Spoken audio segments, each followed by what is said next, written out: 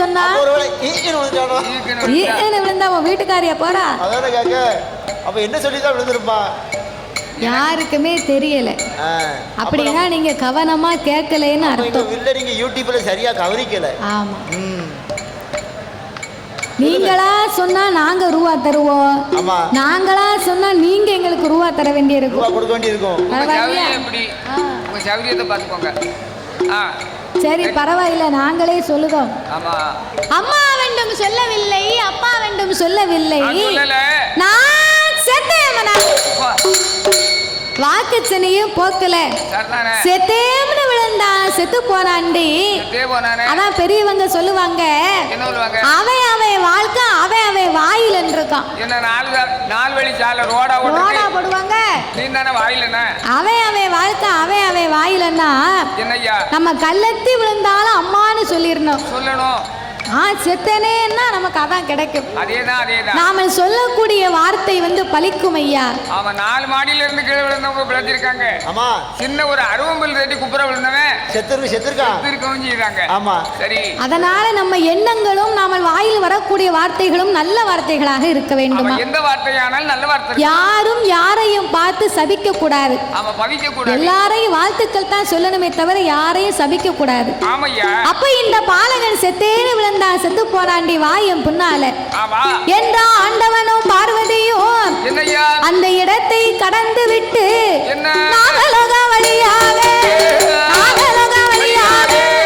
நாதனும் பார்வதியும் நடந்து மெல்ல வருகிற வேளையில் என்ன நடக்குதான் ஆதிபரா சக்தியாகப்பட்ட அந்த பார்வதா தேவி நாகராஜனும் நாகக்கண்ணையும் தவம் இருந்து வரக்கூடிய நேரத்திலே இவங்க 2 பேர் தவத்தை கண்டு பார்வதி ஏன் தவம் இருக்கிறார் ஆண்டவா, என்ன ஆச்சு அப்படின்ன உடனே 12 வருடமாக பிள்ளை இல்லை, அதனால் தவம் இருக்கிறார் அம்மா அப்படின்னு சொல்ல, அப்ப இந்த இறைவனாகப்பட்ட பகவான் இப்பொழுதே நீங்க 2 பேருக்கும் குழந்தை வரத்தை கொடுத்தா என்ன? ஏய் பார்வதி, குழந்தை வரம்னா சும்மா சக்கா புக்கா வியாபாரமா இல்ல மார்க்கெட்ல விற்க மாங்காவா கடக்குன்னு வாங்கி கொடுக்க? பிள்ளை வராமனா அவங்க போன சென்ம பாவ புண்ணிய கணக்க பார்க்கணும். போன சென்ம கணக்க பார்த்தா தான் பிள்ளை இருக்கா பிள்ளை இல்லையான்னு என்னால சொல்ல முடியும் அப்படின்னு சொன்ன உடனே சீராக கணக்கெழுதும் சித்திரபுத்திரன் ஐனாரை வரவழைத்து பார்த்தார்கள்.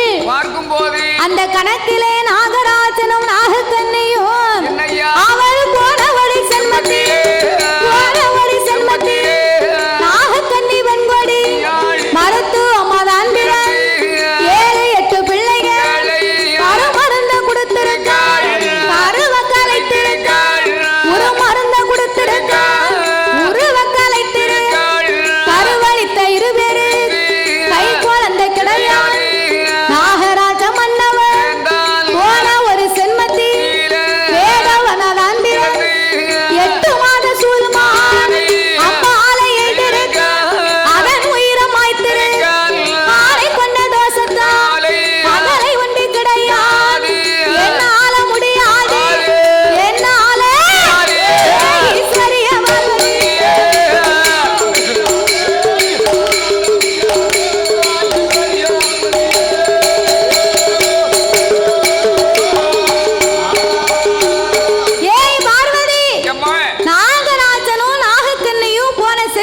பாவத்தை செய்து விட்டாரம்மா. நாகராஜன் வேடுவனாக பிறந்து 8 மாத சூழ்மானை அம்பால் எய்து கொன்று விட்டான். நாகக்கண்ணி மருத்துவமா பிறந்து மருந்து கொடுத்தா கருவ கலைச்சா. 2 பேரும் செய்த பாவத்துக்கு பிள்ளை வரவே இல்லை என்னார். அப்போ ஆதிபரா சக்தியான பார்வதி என் கல்லாய உம்மனது கல்லாய உம்மனது கடுகள விரங்களை இரும்பாய உம்மனது எல்லளவு இலகளை பிள்ளை வர முடுக்காவி பின்னால வரமாட் கைலாச வரமாட் கடவுளென்று சொல்ல மாட் பொங்கி பொறிக்க மாட் பூமாவென்று சொல்ல மாட் ஆக்கிய விக்க மாட் ஆளனென்று சொல்ல மாட் பாதபூஜை முடிக்க மாட் பாதபூஜை முடிக்க மாட்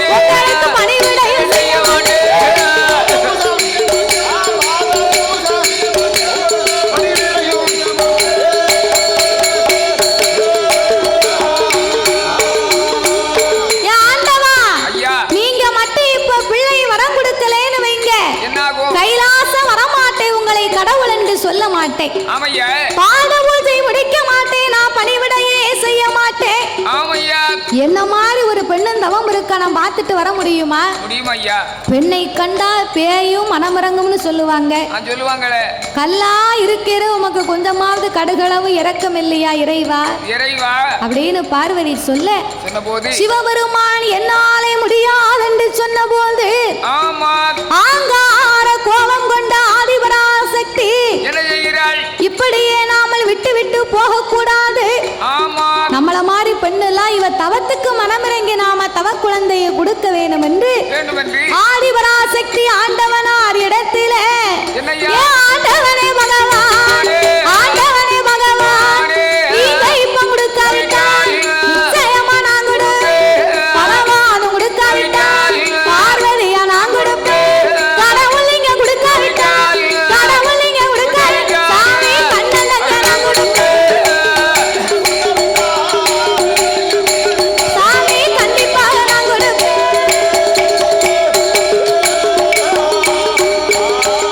ஏ பார்வதியும் சொன்ன போது ஆண்டவன் ஏது சொல். ஏய் பார்வதி, என்னை எதிர்த்து இருபேருக்கும் குழந்தை வரம் கொடுக்கணும்னு சொன்னதனால பிள்ளை இல்லா இருபேருக்கும் நீயே 8 பிள்ளையா பிறக்கணும் போ என்ற ஆண்டவே சாபத்தை கொடுத்தார். அப்ப பார்வதி சொன்னா, நாகத்தின் வயத்திலே நான் சக்தி கருவாக சனிப்பதற்கு சட்டம் இல்லை. கருவுச்சு பிறக்குமானால் அது தெய்வம் இல்லை.